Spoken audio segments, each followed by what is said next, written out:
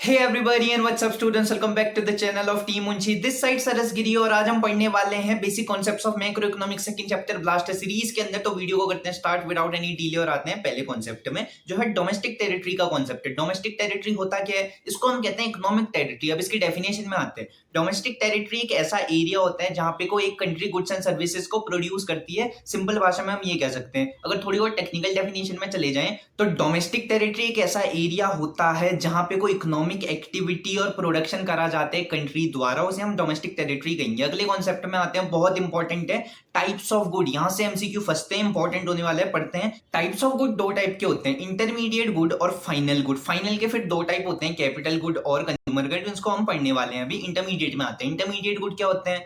ऐसे गुड जिसको हम या तो यूज करते हैं रीसेल करने के लिए या उससे प्रोडक्शन करेंगे किसी और गुड का सेम ईयर के अंदर। जैसे तुमने एक दुकान से 10 रुपए का समोसा खरीदा, लेकिन तुमने खाया नहीं, 15 रुपए का आगे वाले को चिपका दिया, बेच दिया, तो उसे हम इंटरमीडिएट गुड कहेंगे। लेकिन वहीं पे को अगर वो समोसा तुम खा लो, 10 रुपए का खरीदा और खा लिया, तो उसे हम फाइनल गुड कहेंगे। फाइनल गुड क्या होते हैं? Goods which are used either for consumption और इन्वेस्टमेंट। इन्वेस्टमेंट की हम बात करेंगे, बेचने वाली इन्वेस्टमेंट नहीं है ये। इन्वेस्टमेंट मतलब बड़ी बड़ी मशीनरी खरीद ली तुमने। जैसे घर में देखो, बहुत से इलेक्ट्रिकल डिवाइसेज होते हैं, इक्विपमेंट होते हैं जो तुम खरीदते हो, वो तुम्हारे लिए इन्वेस्टमेंट हो गई एक तरीके की। और कंजम्पशन, जो मैंने समोसे वाले एग्जांपल दिया, तो अगर तुम समोसा खरीद के बेच दे रहे हो, इंटरमीडिएट गुड। खा ले रहे हो, फाइनल गुड। फाइनल गुड के भी दो टाइप होते हैं, कैपिटल गुड और कंज्यूमर गुड। कैपिटल गुड क्या होते हैं? कैपिटल गुड एक ऐसे गुड होते हैं जो दूसरे गुड्स एंड सर्विसेज को बनाने में मदद करते हैं। लेकिन इंटरमीडिएट और कैपिटल में डिफरेंस क्या हो गया? अब सेम ही लग रहे हैं ये तो। इंटरमीडिएट गुड में से गुड का पार्ट हम यूज करते हैं। जैसे समोसा बना रहे हैं मान लो बेचने के लिए, तो मैदा यूज करेंगे। मैदा थोड़ा थोड़ा लेते रहेंगे, मैदा कम होगा, उसका पार्ट कम होते रहेगा, तब इंटरमीडिएट गुड रहेगा वो।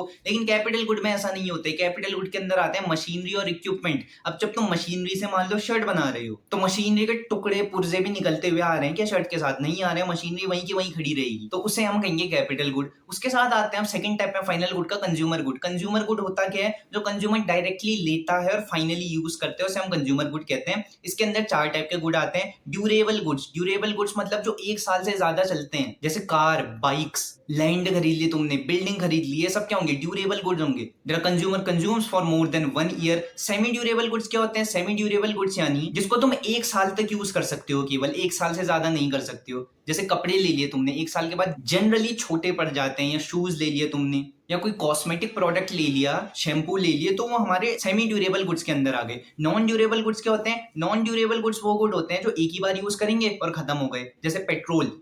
पेट्रोल एक बार उड़ के चले गया, सेम पेट्रोल वापस नहीं आ सकता है, तुम्हें नया पेट्रोल खरीदना पड़ेगा, वो नॉन ड्यूरेबल गुड्स। और सर्विसेज क्या होती हैं? सर्विसेज यानी intangible item that you are getting, intangible benefit. जैसे मैं तुम्हें पढ़ा रहा हूँ, एजुकेशन दे रहा हूँ, ये एक सर्विस हो गई, तो कंज्यूमर गुड डायरेक्टली कंज्यूम कर रहे हो। चार टाइप के हैं। आगे बढ़ते हैं।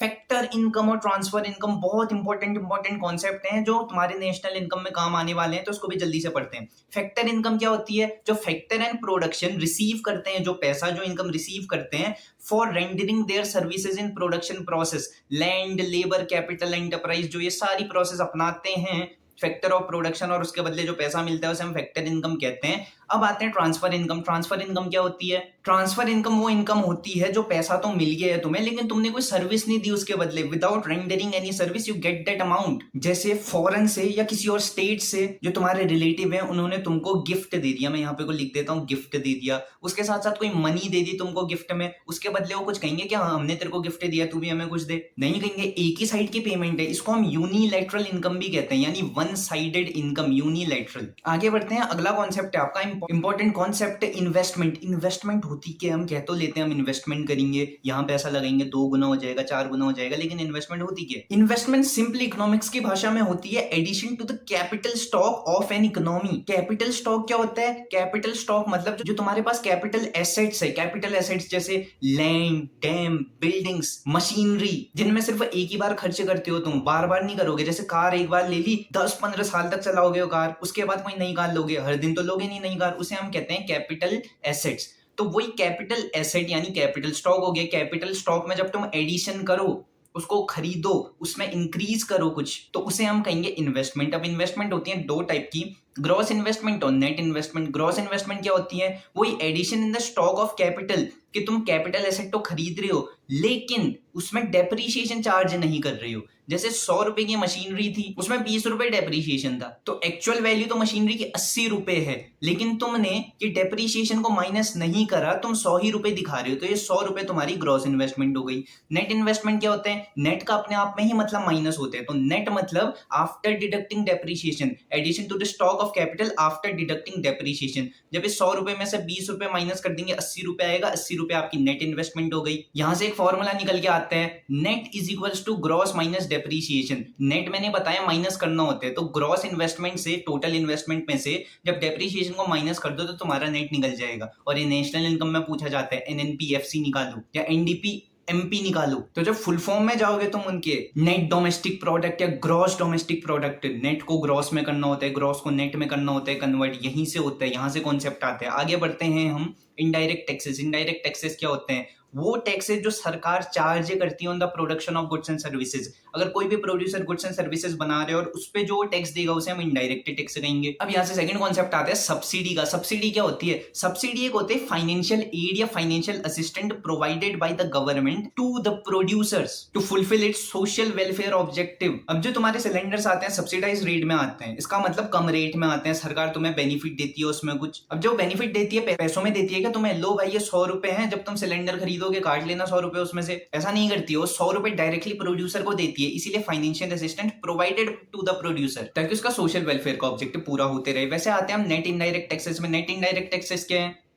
नाम में ही नेट है। Indirect taxes minus subsidy is net indirect taxes, refers to the difference between indirect taxes and subsidies. यहां से फॉर्मूला निकल के आ गया, net indirect taxes is equals to subsidies minus subsidies. आगे बढ़ते हैं, फैक्टर कॉस्ट और मार्केट प्राइस। फैक्टर कॉस्ट क्या होती है? हमने फैक्टर इनकम पढ़ा, फैक्टर ऑफ प्रोडक्शन को जो पैसा मिलता है, जो इनकम मिलती है उसे फैक्टर इनकम कहते हैं। लेकिन अब इसी चीज को दूसरे पर्सपेक्टिव से देखो, इस बार तुमने फैक्टर ऑफ प्रोडक्शन को पैसा दे रखा है, तो तुम्हारे नजरिए से तो खर्चे है ना, वो उसी खर्चे को हम कहते हैं factor cost. Money paid to the factors of production for their contribution in the production process is factor cost. Perspective का चेंज है, बस नाम चेंज हो जाएगा फैक्टर इनकम या फैक्टर कॉस्ट में। मार्केट प्राइस में आते हैं। मार्केट प्राइस क्या होती है? मार्केट प्राइस मतलब वो प्राइस जिसमें वो प्रोडक्ट एक्चुअली मार्केट में बिक रहा है। जैसे अभी तुम मार्केट में चले जाओ, एक बिस्किट खरीदना है तुम्हें 10 रुपए का, तो उसकी मार्केट प्राइस क्या हुई? 10 रुपए हुई। वो 10 रुपए में क्या होगा? टैक्स भी चार्ज होगा, गवर्नमेंट तुम्हें सब्सिडी भी दी होगी, तो उसको एडजस्ट करने के बाद हमारी मार्केट प्राइस निकलती है। तो यहां से भी एक फॉर्मूला आता है,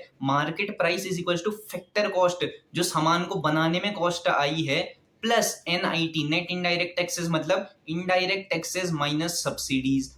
इनडायरेक्ट टैक्सेस यानी तुमसे सरकार टैक्स चार्ज कर रही है तब प्लस कर दिया, माइनस सब्सिडी इसीलिए करा क्योंकि तुम्हें वो फाइनेंशियल असिस्टेंट प्रोवाइड करा रही है, तुम्हें सस्ते में प्रोवाइड करा रही है, तो इसीलिए cost plus IT minus subsidies होता है मार्केट प्राइस। और इसका उल्टा भी हो सकता है, फैक्टर कॉस्ट को यहाँ भेज दो और मार्केट प्राइस को यहाँ ले आओ। आगे बढ़ते हैं हम, NFI, net factor income from abroad. ये क्या होता है? जो पैसा या कोई भी पैसा तुम बाहर फॉरेन साइड वालों को भेजो, उसमें से जब माइनस कर दो वो पैसा जो उन्होंने हमें भेजा है, मतलब इनकम जो उन्होंने हमें भेजी है फॉरेन से इंडिया में, माइनस जो तुम्हारे एक्सपेंस आए हैं, तुमने जो बाहर को भेजी है वो पैसा, तो इनकम को कहते हैं factor income from abroad. Abroad से आ रखी है वो इनकम। और एक्सपेंसेस को कहते हैं फैक्टर इनकम टू अब्रॉड, हमने अब्रॉड को भेजी है, इसमें से जो माइनस करके आंसर आएगा उसे हम कहते हैं net factor income from abroad. अब इसका एक फॉर्मूला होता है, NFIA is equals to FIFA, factor income from abroad, minus FITA, factor income to abroad. अब यहाँ से एक और कॉन्सेप्ट आता है नेशनल डोमेस्टिक का। ये है क्या? जब तुम नेशनल इनकम पढ़ोगे तब काम आएगा ये।